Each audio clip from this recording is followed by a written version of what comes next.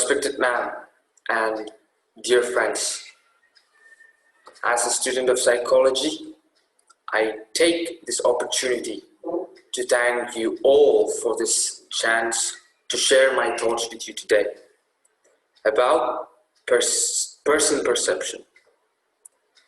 In social psychology, the term person perception refers to the different mental processes that we use to form impressions of other people. This includes not just how we form these impressions, but the different conclusions we make about other people based on our impressions. Consider how often do you make this kind of judgment every day. When you meet with a new coworker, you immediately begin to develop an initial impression of this person. When you visit the grocery store after work, you might draw conclusions about the cashier who checks you out, even though you know very little about them. This allows us to make snap judgments and decisions, but it can also lead to biased or stereotyped perceptions of other people. Let's take a closer look at how person perception works and the impact it has on our day-to-day interactions with other people. How we form impressions. Obviously, person perception is a very subjective process that can be affected by several variables. Factors that can influence the impressions you form of other people include the characteristics of the person you are observing, the context of the situation, your own personal traits, and your past experience. People often form impressions of others very quickly with only minimal information. We frequently base our impressions on the roles and social norms we expect from people. For example, you might form an impression of a city bus driver based on how you would anticipate a person in that role to behave, considering individual personality. Considering individual personality characteristics. Only after you have formed this initial impression. Physical cues can also play an important role. If you see a woman, for example, if you see a woman dressed in a professional looking suit, you might immediately assume that she works in a formal setting, perhaps at a law firm or a bank. The salience of the information we perceive is also important. Generally, we tend to focus on the most obvious points rather than noting background information. The more novel or obvious a factor is, the more likely we are to focus on it. For example, if you see a woman dressed in a tailored suit with her hairstyle in a bright pink mohawk, you're likely to pay more attention to her unusual hairstyle than her sensible business attire. Then comes social categorization. One of the mental shortcuts we use in person perception is social categorization. In this process, we mentally categorize people into different groups based on common characteristics. Sometimes this process occurs consciously, but for the most part, social categorization happens automatically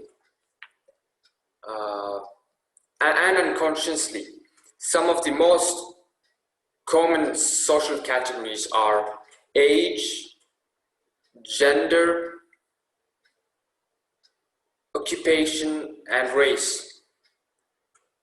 As with many mental shortcuts, social categorization has both positive and negative aspects. Social categorization allows you to make rapid judgments. Realistically, you simply do not have time to get to know every person you come into contact with.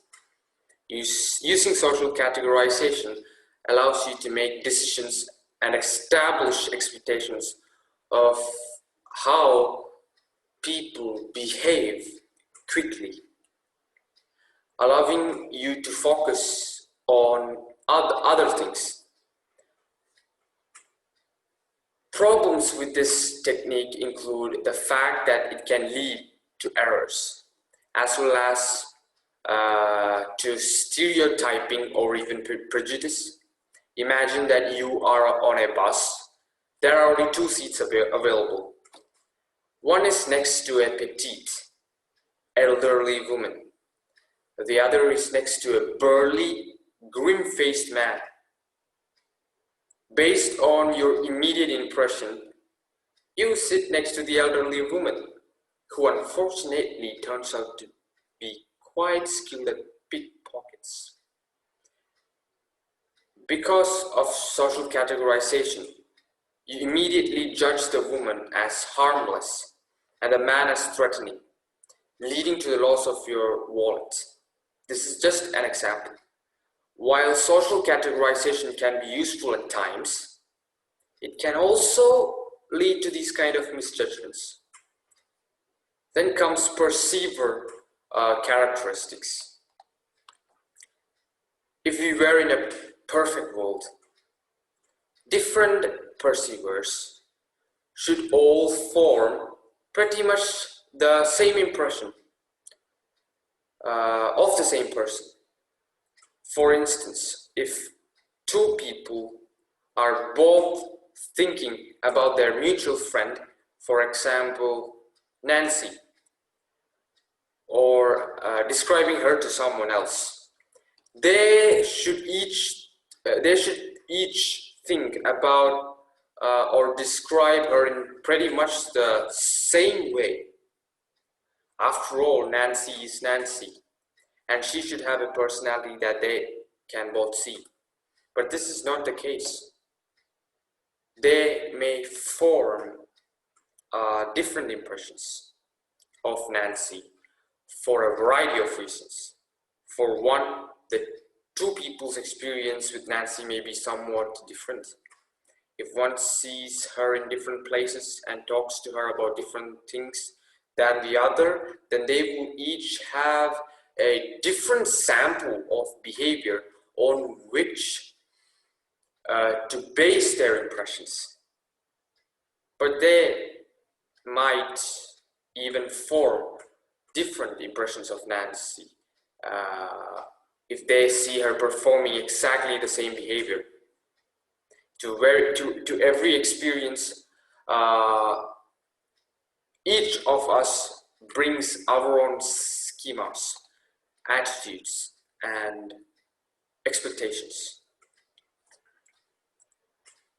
In fact, the process of interpretation guarantees that we will not all form exactly the same impression of the people that we come across or people that we see. One factor that influences how we perceive others is the current cognitive accessibility of a given person's characteristic. That is, the extent to which a person's characteristics quickly and easily come to mind for the perceiver. Difference in accessibility will lead different people to attend to different aspects of the other person. Some people first notice how attractive someone is because they care a lot about physical appearance. For them, appearance is a highly accessible characteristic. Others pay more attention to a person's race or religion, and still others attend to a person's height or weight. If you are interested in style and fashion, you would probably first notice a person's clothes, whereas another person might be more likely to notice a person's athletic skills. So before I conclude my speech today, you can see that the differences in accessibility will influence the kinds of impressions that we form about others, because they influence what we focus on and how we think about them. If someone cares a lot about fashion, that person will describe friends on that dimension. Whereas if someone else cares about athletic skills, he or she will tend to describe friends on the basis of those qualities. These differences reflect the emphasis that we are observers place on the characteristics of others rather than the real differences between those people. Therefore, our view of others may sometimes be more informative about us than it is about them. Thank you.